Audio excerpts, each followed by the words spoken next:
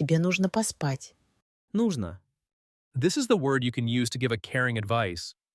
She said, "You need to get some sleep." And you can hear that she is really caring. Тебе нужно поспать. Мне надо идти. Надо.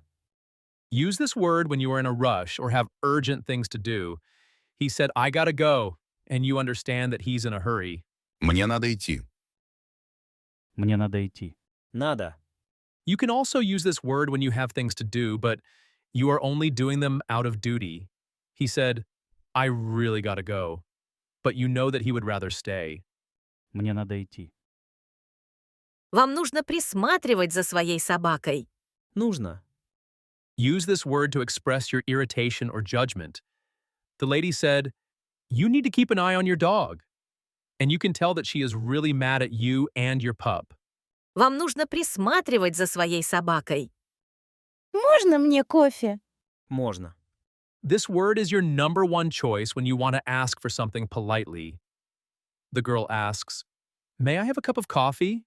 And you can't say no to her. Можно мне кофе?